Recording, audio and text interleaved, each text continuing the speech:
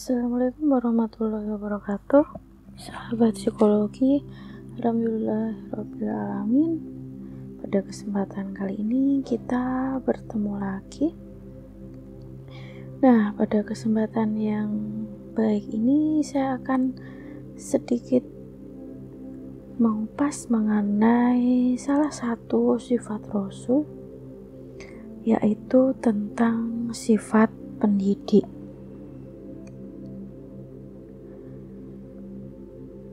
Sahabat semua, salah satu faktor kejayaan masa Rasulullah SAW adalah karena beliau menjadikan dirinya sebagai model dan teladan bagi umatnya.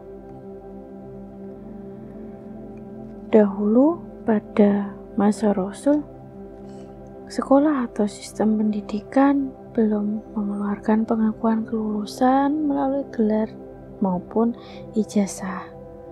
Namun nilai tertingginya terletak pada ketakwaan. Output sistem pendidikan yang seperti itu dikembangkan lebih lanjut lagi oleh para sahabat, sehingga kemudian lahir generasi Islam terbaik atau salafus sholih. Ada beberapa lembaga pendidikan yang berkembang pada masa Rasulullah SAW. Yang pertama yaitu Dar Al-Arqam. Nah, ini merupakan rumah tempat pendidikan awal yang diperkenalkan ketika Islam dulunya itu mulai berkembang di Mekah menggunakan rumah Arqam bin Abi Al-Arqam di Al-Safa. Kemudian masjid.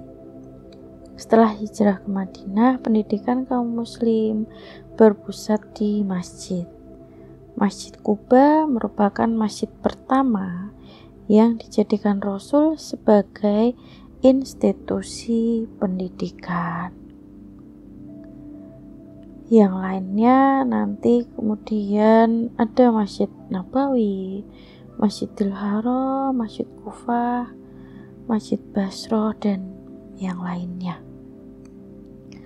Kemudian sufah atau tempat yang tersambung dengan masjid. Sahabat yang belum mempunyai tempat tinggal permanen ini tinggalnya di sufah. Disebut Al-Sufah gitu ya. Kemudian ada kutab. Nah, ini sebelum bangsa Arab kedatangan Islam dulunya ya. Jadi ketika dulu sebelum kedatangan Islam, nah tempat ini tuh hanya kedatangan 17 orang Quraisy yang mau belajar membaca dan menulis itu.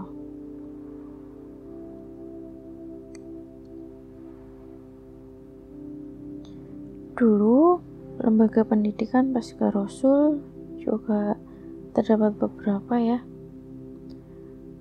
Ada perpustakaan umum, perpustakaan semi umum, dan perpustakaan khusus. Kalau yang perpustakaan umum itu ada di Baghdad, dikenal sebagai Baitul Hikmah. Kalau yang perpustakaan semi umum itu biasanya dimiliki para khalifah dan raja, dibukanya untuk kalangan tertentu aja. Nah, kemudian perpustakaan khusus ini merupakan perpustakaan pribadi yang mana biasanya dibangun oleh ulama atau sastrawan di rumah pribadi.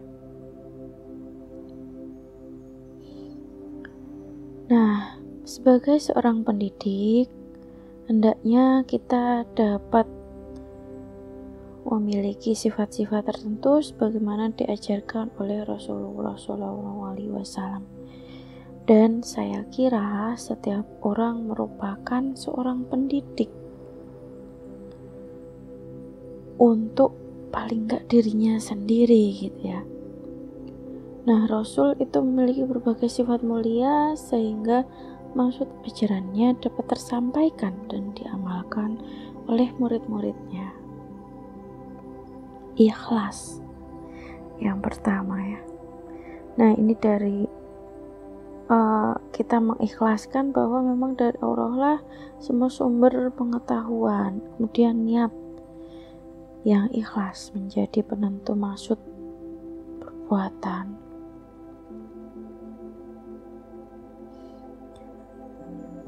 Kemudian jujur adalah penyelamat dunia dan akhirat. Bohong itu pengaruhnya akan menghalangi penerimaan serta menghilangkan kepercayaan.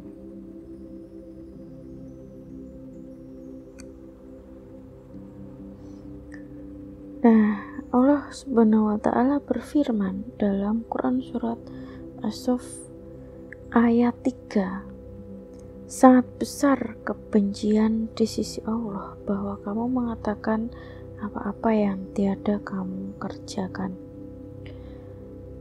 Nah, kita menilik ke sini ya, bahwa memang sebagai seorang pendidik dan meneladani sifat-sifat Rasulullah, seharusnya memang kita menjadi tauladan dulu bagi anak didik kita gitu ya. Jadi mengamalkan apa yang disampaikan. Karena kalau tidak mengamalkan apa yang disampaikan, itu sebenarnya akan merendahkan martabat dirinya di hadapan orang yang seharusnya menghormatinya. Kemudian adil.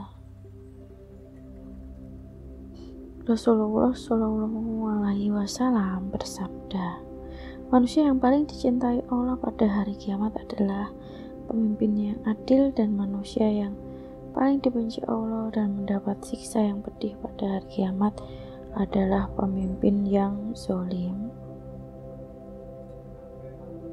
Sikap adil ini harus diwujudkan ketika memberikan nilai maupun peringkat pada anak didiknya. Kemudian menjaga hubungan baik dan kedekatan serta persahabatan. Akhlak mulia. Nah, ini diriwayatkan oleh Muslim ya, di riwayat Muslim, yang artinya sungguhnya Allah itu lembut dan menyukai kelembutan dalam segala sesuatu, yang mana ucapan yang baik, senyum maupun raut muka yang berseri itu dapat menghilangkan jarak yang membatasi antara seorang pendidik dengan anak didiknya. Sikap dan kasih sayang serta kelapangan hati seorang pendidik akan dapat menangani kebodohan seorang murid. Nah, kemudian tawadu. Rasul bersabda, sungguhnya Allah telah mewahyukan kepadaku agar kalian bersikap tawadu sehingga seseorang tidak bersikap sombong pada yang lainnya dan tidak menzalimi satu sama lainnya. Sifat sombong dapat menyebabkan anak didik menjauhi pendidik dan menolak menerima ilmu darinya, yang mana jika pendidik tersebut tawadu, maka anak didik akan mudah menyerap ilmu dengan lebih baik.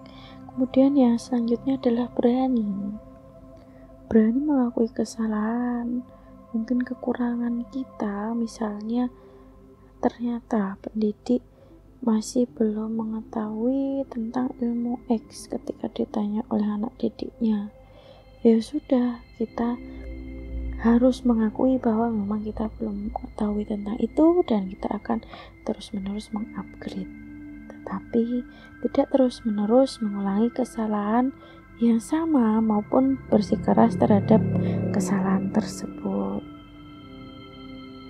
Kemudian ada jiwa humor yang sehat. Kemudian sabar dan menahan amarah. Rasul bersabda, bukanlah orang hebat itu adalah orang yang hebat dalam pertempuran, tapi orang hebat itu adalah orang yang bisa menahan dirinya ketika marah. Hadis riwayat Muslim.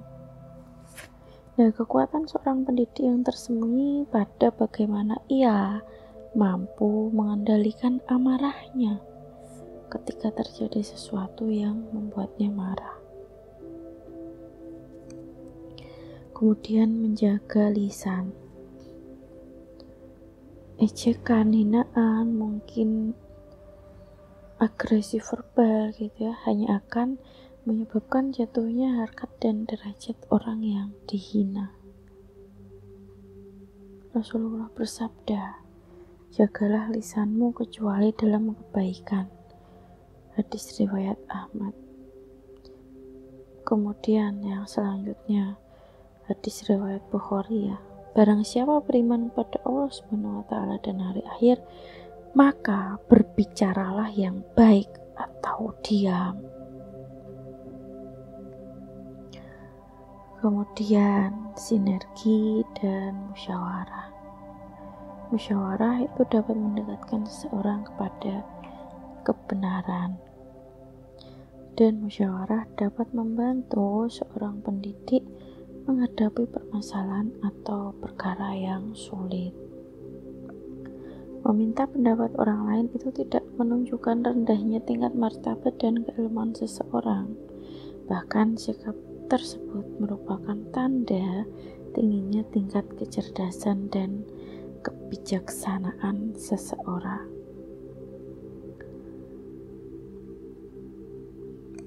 Nah, sahabat semua, dari hal-hal yang saya paparkan tadi, kita dapat mengambil satu kesimpulan bahwa dalam diri Rasulullah itu terdapat sifat-sifat yang mulia, dan hingga sampai saat ini kita harus meneladani perbuatan baik beliau, termasuk dalam hal sifat pendidik ini. Setidaknya dimulai dari diri kita sendiri, dimulai dari sekarang, dan diniatkan untuk kebaikan. Terima kasih sahabat semua telah mendengarkan dari channel YouTube saya, Nana Psikolog. Silakan like, subscribe, komen, dan share, dan semoga ini bermanfaat. Wassalamualaikum warahmatullahi wabarakatuh. Salam sehat jiwa dan tetap produktif, tetap bahagia.